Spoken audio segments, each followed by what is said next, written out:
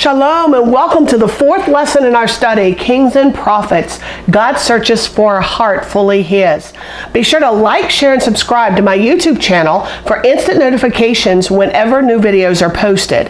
And while you're there, check out all the other studies that are available. There's over 100 of them. If you'd like to join us for a live study, you can contact me through Facebook Messenger, and I'll send you a link and a password for our free Zoom classes that are held every Thursday from 6:30 to 8 o'clock Eastern Standard Time. Below this video is a link to the student pages for tonight's study. So I hope you'll either print it out or save it as a reference, not only for this study tonight, but also on down the line. On the student sheet is a really nice review chart that we're actually going to start out tonight by filling it in, because it's going to be really helpful for you to remember the kings of Israel and Judah, as well as some of the prophet-specific messages. So, the three kings of the southern kingdom that we've studied so far are Rehoboam, Abijam, and Asa. Now, if you remember, Rehoboam and Abijam were totally evil. But Asa, we learned, had a really big heart for God. Now, these kings of Judah, the southern kingdom, were always compared to David because he's the one who first had a heart completely devoted to God. Now, while we've only studied 3 kings of the southern kingdom, there have been 7 kings of the northern kingdom, and every single one of them is evil. There's not a good one or even a halfway good one in the lot. The first one, of course, at the division was Jeroboam. And then after Jeroboam, we have his son Nadab. And then we have Baasha and his son Elah. And then Zimri and Omri, and Omri's son Ahab. And we're told Ahab was the absolute worst because he's the one who added the Baal to the mix. So these evil kings of the northern kingdom, of the kingdom of Israel, are always compared to Jeroboam. Why? Because he's the one who introduced idolatry into that kingdom. Now, we've seen a lot of prophets so far in our study, but God sent 3 prophets to specifically tell the kings of Israel of that northern kingdom that their entire family line was going to be destroyed because they led his people into sin. And it says specifically into the sin of Jeroboam. Now, he actually sent Ahijah to Jeroboam, and Jeroboam, if you remember, was destroyed by Baasha. Baasha's the one who murdered Nadab. Now, Jehu, son of Hanani, went to Baasha, and then Baasha was actually destroyed by Zimri. And then we have Elijah. Now, Elijah went to Ahab, and we're going to find out tonight how Ahab was actually killed. Now, in 2 Chronicles 17, that's where we're going to start. And what it tells us is that God established the kingdom because Jehoshaphat followed David's example. Jehoshaphat followed his father Asa's example. Jehoshaphat was a man whose heart was fully devoted to God. Now, in his 3rd year of being king, he actually sent officials. He sent Levites and priests to teach God's law to the people. He sought God, he wanted to do what was right, and God honored him for that. Now, the word seek is darash, and it means to seek with a lot of care, to really look for it.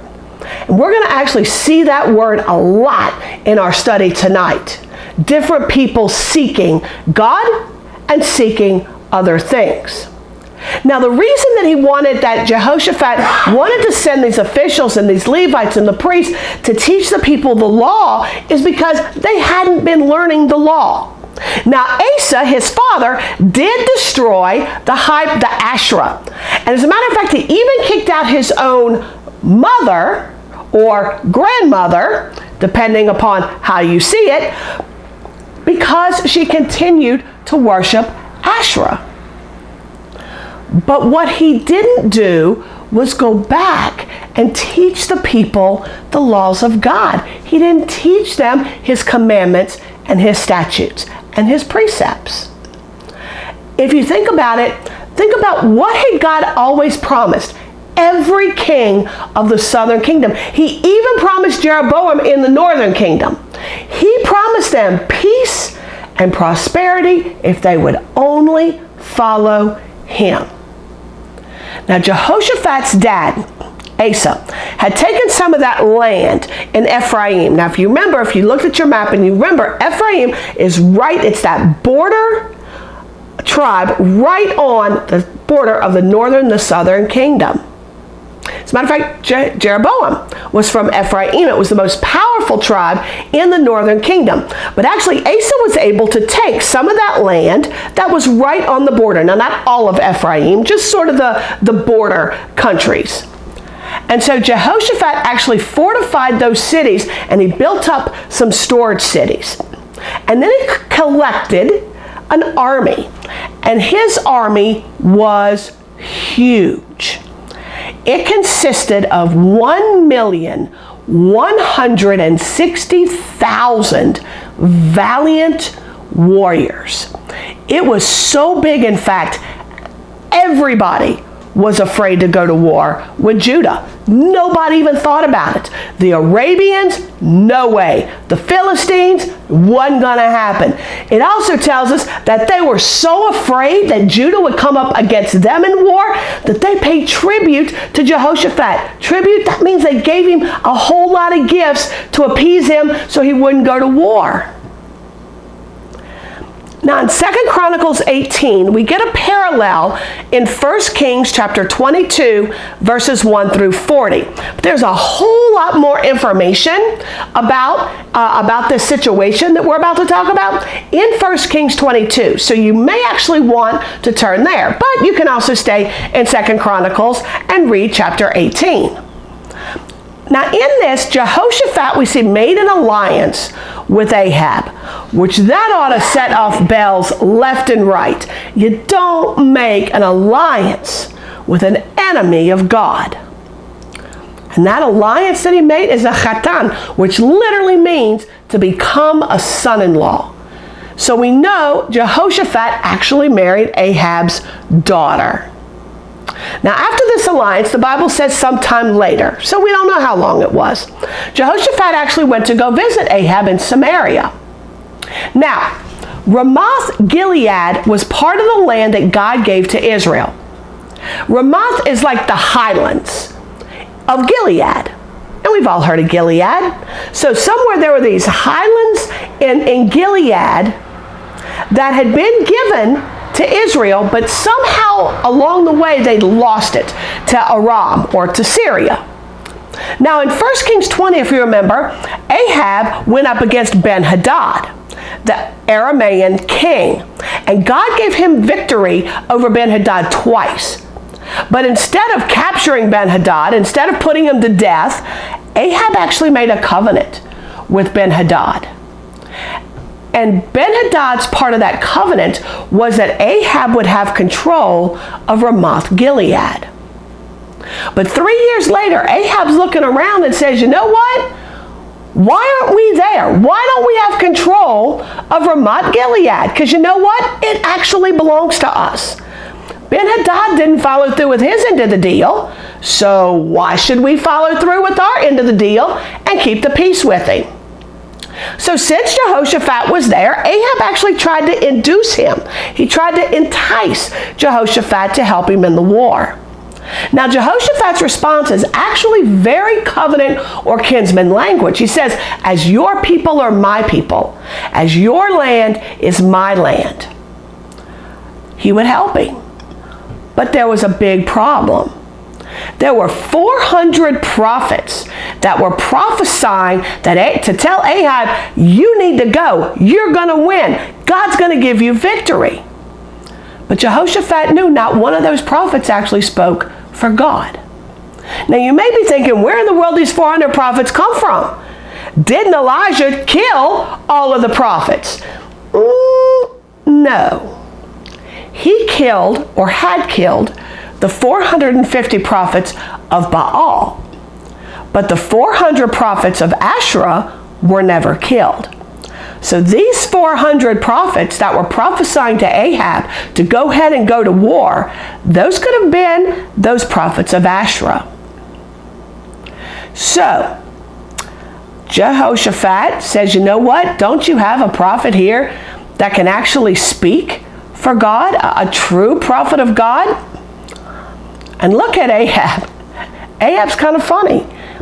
Ahab describes the one. He says, there's this one prophet of God in this kingdom, but I hate him. And the reason I hate him is because he never, ever prophesies anything good for me. He always prophesies evil. And his name was Micaiah. And so Ahab sent messengers to go get Micaiah and to bring him back. Now those messengers looked at Micaiah and he said, you know what? You need to go along with the other prophets. Because we got 400 prophets over here already telling Ahab, you got to go to war. God's going to win this war for you. Everything is going to be great. Now, we're coming to get you because Jehoshaphat, his son-in-law, wants to hear from you. But don't be dumb. You say exactly what these 400 prophets are saying, and everything will be really good. So here comes poor Micaiah. And Micaiah walks in, and it says Jehoshaphat and Ahab were sitting on their thrones with their robes, their royal robes are all sprawled out. They're looking very regal. Here's these 400 prophets of Asherah, more likely than not. And here comes lone little Micaiah in the middle of this atmosphere. And at first he says, yeah, go ahead, go against him. You're going to have a victory. But Ahab calls him out because Ahab knows that Micaiah never speaks anything good. So he says, listen, how many times do I have to tell you? I am begging you, by God, tell me the truth. So Micaiah does. And he says, you know what? There's God in heaven. And there was an angel who said that he wanted to be a deceiving spirit, a shaker, a fraud, a falsehood. Somebody who's going to give injurious testimony to Ahab. And he's going to put that little whisper in his prophet's ear to tell Ahab to go ahead and go into battle. And God said, go right ahead. Go be the deceiving spirit. Now, was that deceiving spirit a demon? Or was it an angel of God that God gave a specific duty to go ahead and be that spirit that's going to deceive Ahab? We don't know. In class, we had some pretty lively discussion about who we thought that deceiving spirit would be or who he was. But the fact is, we don't have enough scripture here to be able to know for sure. So we're just going to take scripture exactly what it says, and that God allowed a deceiving spirit to get into Ahab's heart to tell him, yeah, you need to go ahead and go to war. But he also told Ahab that he was going to die on the battlefield. Ahab knew. He knew. He'd been told, you're going to die on the battlefield, but he still went to battle. But he didn't go to battle as the king, because Ahab may be dumb, but he's not stupid.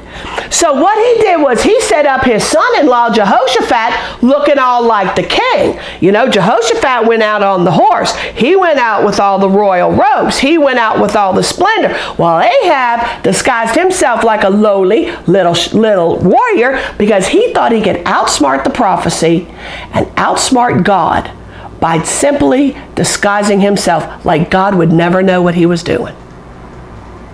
So meanwhile, Ben-Hadad is having a little pre-war, little powwow with his guys. And he says, listen, you only go fight Ahab. You go after Ahab. Don't go after all these little peon soldiers. You go look for him and you go kill him. Well, here they are riding out and they see somebody that looks like a king. And it was Jehoshaphat. But they didn't know that. They thought it was actually Ahab. So they start riding toward him. Well, Jehoshaphat's like, hold on, folks. So he asks God, he begs God to save him. So when Ben-Hadad's men get really close, they found out, whoa, you're not Ahab. And so they leave him alone. But lo and behold, some random guy drew his bow, sent a random arrow through the air, and it killed Ahab. And 1 Kings 22 gives us a very gory detail about how his blood just poured all over the chariot, that the dogs were licking up his blood, that the chariot had to be washed, that he died, that everybody mourned for him. So when Ahab died, there were actually 2 prophecies that were fulfilled. The first prophecy, he died in battle. The second prophecy was the prophecy of 1 Kings chapter 21:19, that the dogs would lick up his blood. So now, if you want to flip back to 2 Chronicles chapter 19, and if you want a good cross-reference for this, it's Ezra chapter 7, verse 10. Now, who comes on the scene? Jehu. Now, this Jehu is exactly the same prophet who confronted Baasha in 1 Kings 16. And the Bible wants us to know that it's the same Jehu because they tell us that his daddy was Hanani. And his message to Jehoshaphat is really simple. He said, how can you be a friend to the wicked when you love God? How can you befriend Russia, someone who's hostile toward God, someone who's guilty of sinning against God and against people? And how can you love that person? How can that person be a Ahab? How can that person be a very close friend? Someone that you intimately know when he hates Sane, when he's an enemy of God. How is that supposed to work? But if you read down through those scriptures, judgment is never pronounced against Jehoshaphat. And Jehu tells us exactly why. It says, because there was good in Jehoshaphat. Now, where have we heard that before? Where have we heard that someone is going to not have to go through the judgment because God found some good in him? You have to kind of remember way back. And it was Jeroboam's son who was really sick, remember? And so Jeroboam told his wife to actually disguise herself to go ask and speak and inquire of the prophet. And he said that Jeroboam's entire family would be wiped out, that if they died in the town, that the dogs were going to eat would eat them, and if they died out in the field, the birds were going to eat them, and nobody would be buried. But they said, you know what? Jeroboam, that sick little boy, he's going to be allowed to be buried. Why? Because God found some good in him.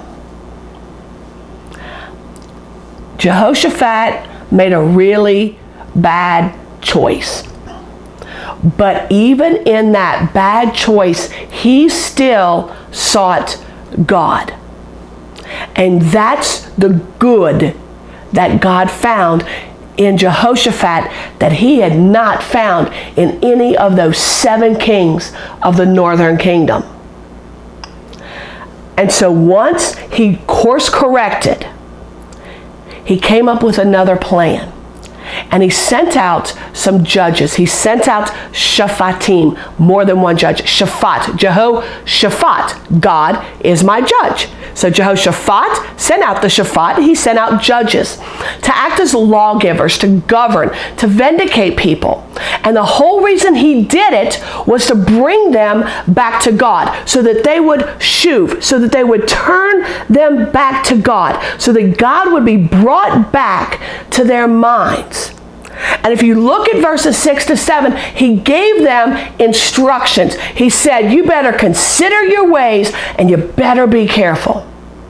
to consider, ra'ah, to inspect, to give attention to, and to be careful, shamar, to guard, to keep watch, to protect, because you know what? God's going to consider your ways.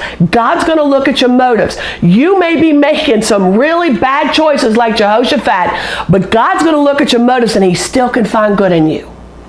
But you can also be going out and doing some great, amazing things, and God's going to look at your motives. And he's going to judge you, and you're going to go through some pretty godly discipline because your motives, your ways are wrong.